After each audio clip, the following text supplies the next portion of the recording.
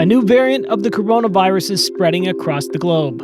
Named Omicron after the 15th letter of the Greek alphabet, the variant has sparked travel bans around the world. In South Africa, where the variant was first identified, it has quickly become the dominant strain. On the 13th of December, the UK Prime Minister Boris Johnson announced what is believed to be the first death from the variant. You're listening to Beyond the Headlines, and this week we're looking at whether the Omicron variant is a threat to the COVID recovery.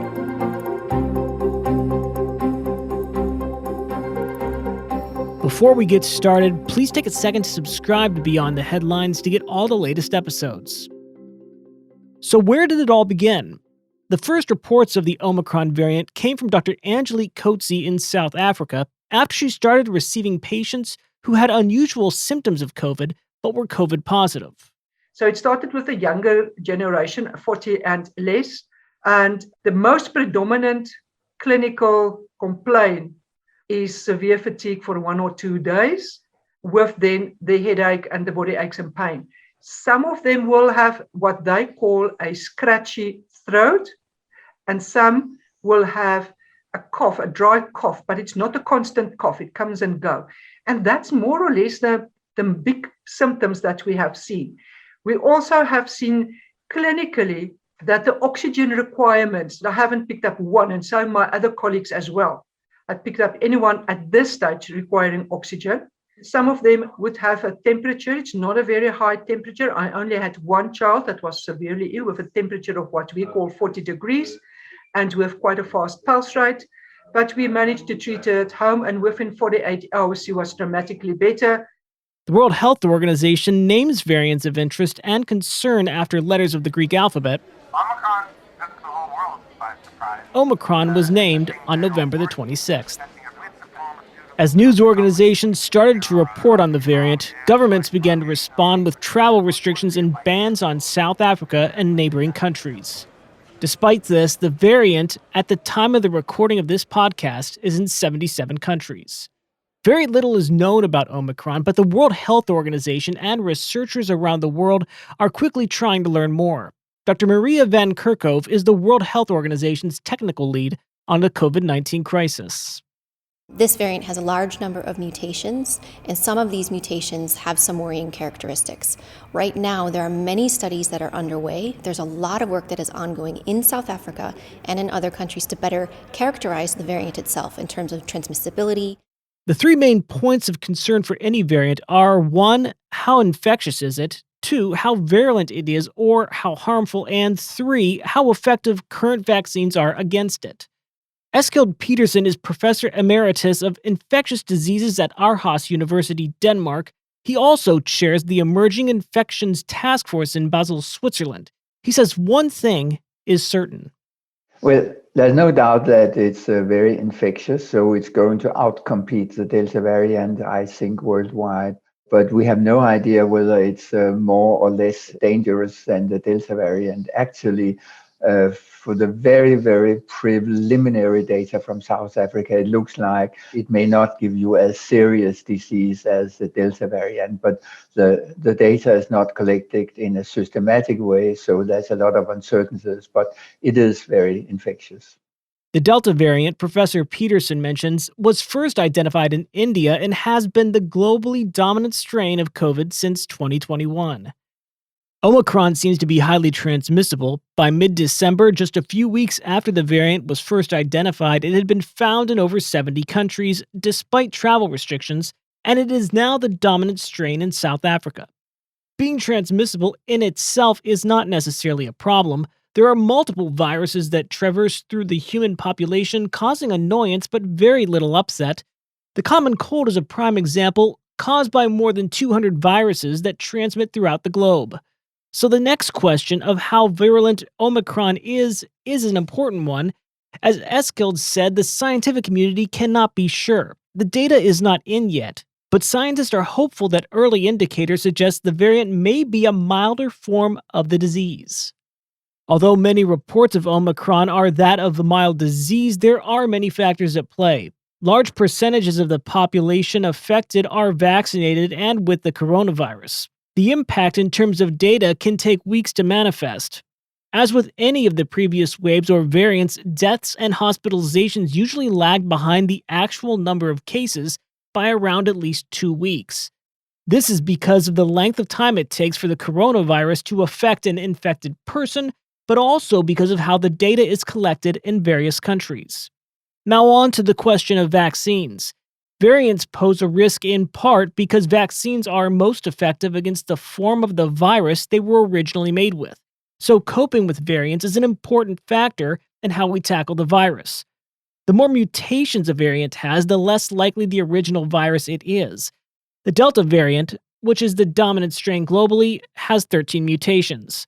It is more dangerous than the earlier strains with more hospitalizations and deaths, but vaccines are largely effective against Delta.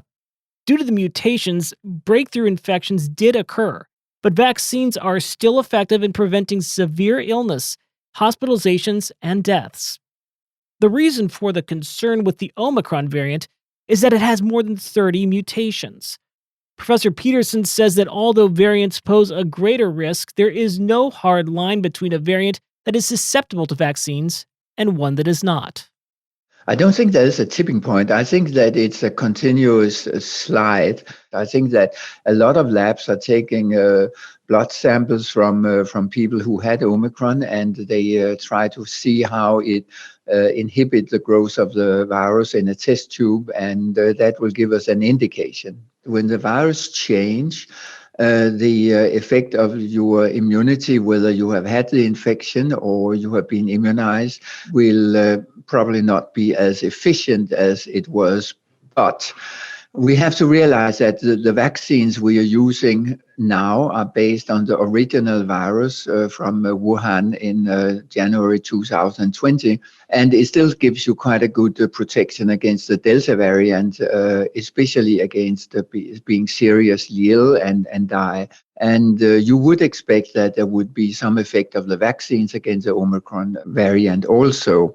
The strategy, at least in Europe and the US, is to give a third booster shot after the first two initial shots, and that will increase your immunity and most probably also give you a better protection against Omicron. Currently, pharmaceutical companies Pfizer, Moderna, BioNTech, and Johnson & Johnson are all racing to adapt their vaccines to Omicron. With Omicron's high transmissibility, it could become the dominant strain, and any further mutations may be a step too far in the sliding scale, as Professor Peterson called it, of vaccine efficacy. Early research in South Africa from the Africa Health Research Institute in Durban found a 2-shot course of the Pfizer vaccine has just 22.5% efficacy against Omicron. This is causing a wave of governments urging populations to get booster shots. Dr. Mikael Dolsten, Pfizer's chief scientific officer, says early data shows that a third booster shot will help neutralize the Omicron variant. We are very pleased to share that our released laboratory data show that people vaccinated with a third boost generate a robust level of neutralizing antibody against a new, highly mutated Omicron variant. This is comforting and a very positive message that we now have a plan that will induce immunity that is likely to protect from infection, symptomatic illness, and severe disease from now across the entire winter season as we learn more about this illness. A booster dose will strengthen antibody levels 25-fold about from what we see with 2 doses against Omicron. The 2 doses of the current vaccine, as I said, have low level of protection. But the question of vaccine brings up another major stumbling block in global COVID recovery. As time goes on and people are left unvaccinated, or if the current vaccines fail to provide sufficient protection, COVID will continue to spread through the population, and chances of a new variant developing and in turn circulating increases. How can a global recovery take place when there are many countries in the world with a very low vaccination rate? COVAX, the global initiative to tackle COVID-19 by helping low to middle income countries, in part by providing vaccines to the most vulnerable people in the world, has failed to deliver on their goals. Although more than 180 countries have signed up to the COVAX program, the richest and most developed countries have consistently sought to procure vaccines for their own populations first, a practice dubbed vaccine nationalism. Although over 8 billion doses have been administered globally, many countries have extremely low vaccination rates, whilst countries like Israel, Malta, and Cuba have high percentages of their populations vaccinated, with people even receiving a third booster shot. Countries like Malawi, Iraq, or South Africa have very low vaccination rates. Dr. Islam Anan is a lecturer in pharmacoeconomics at Ain Shams University in Egypt. Let's start with the dilemma of the fair distribution and the equity of fair distribution. So you can say we got like 8 billion doses distributed so far. So from the start, from the beginning, if we agreed on the COVAX protocol to distribute only to the most vulnerable population, which is 20 to 30% maximum in any country. So we are talking about old age, people with comorbidities, healthcare workers. 8 billion, it means 4 billion citizens inoculated, vaccinated with 2 shots around the world. The pandemic would have been ended, no mutations and no future waves, no future vaccinations and no boosters. So to start with, we are in this scenario because of vaccine nationalism. We expected to have a COVID new variant with escape mutation. So we expected that since wave 3. And we expected that if you will continue in inequity and no fair distribution of vaccines in Africa, we will have a new variant by wave 4. We will have another variant in Q1 2022. And what they are doing with South Africa is South Africa actually discovered, because they do a lot of gene sequencing and they are very clever in it, to discover a new mutation and be very transparent in communicating that we are just punishing them by closing all the borders in their faces. So instead, do we have an alternative, a contingency plan rather than closing borders? Yes. If a country is actually declaring a mutation, please send aids, please send money, send PCR, make more close actually security gates at the airports to ensure there is no passenger got any COVID, whether mutated or not.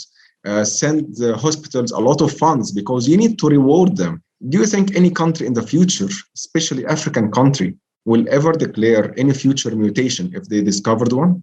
The concern around accurate reporting has been voiced elsewhere. Dr. Jeremy Camel, professor of microbiology and immunology at Louisiana State University, has expressed the same concerns. We're rewarding them with travel bans. I mean, is that really the way that you're going to get data quickly next time if a country like Haiti or the Dominican Republic or Costa Rica finds a new variant? Maybe there would be political pressure not to release that data because they're worried about the effects on tourism or their economies. We need to be thinking about incentives and putting the right ones in place. If Omicron becomes the dominant strain and is significantly milder, it could offer some immunity against future strains in those populations where vaccinations are still a challenge. But reliance on a strain that offers milder symptoms highlights the failures of global vaccine distribution. And as Professor Peterson points out, COVID-19 variants have not followed a path of becoming less virulent in humans, so we cannot rely on this expectation in the future. We absolutely have no idea, but we know from other viral diseases that as the virus evolve and moves through the human populations, it gets less and less aggressive. We have not seen that with the coronavirus 2 variant. So far, the alpha variant was more serious than the original virus. The delta variant was more serious than the alpha variant. Over the past 1.5 years, we have moved from the original virus to more serious variants. But I don't think that anything is given here. And you could easily imagine that a new variant would be more infectious but less dangerous. But we don't know, and we need urgently more data. Dr. Islam Anan thinks until we start thinking globally, any plans to procure a COVID-free future are bound to fail. A very nice study in the States, they economically evaluated it, and they said that each dollar you're going to spend in sending a vaccine to Africa and to Latin America will return $5 to your economy in US and Europe. And yet they are insisting in going to that direction. Okay, if we are talking specifically about Omicron, about South Africa, what we are doing now is actually a very poor plan. And if we, the 4 phases of containing any virus or any pandemic, they are all the time doing the 3rd stage. First stage is mitigation. You mitigate the pandemic, you mitigate the crisis, so it won't happen. Second one is you are prepared. Third one is just you are responding. And fourth is you are trying to recover. And we all knew that we're going to face this situation. And the world didn't have any mitigation plan and no preparation plan, just response. Just a reaction. You've been listening to Beyond the Headlines. I've been your host, Cody Combs. If you've enjoyed this week's episode, please subscribe by clicking the subscribe button in your favorite podcasting app. Thanks this week to Professor Eskil Peterson and Dr. Islam Anan. Additional reporting by Reuters and AP. This week's episode was produced by Arthur Edison and Aisha Khan with the additional assistance of Bob Tallest.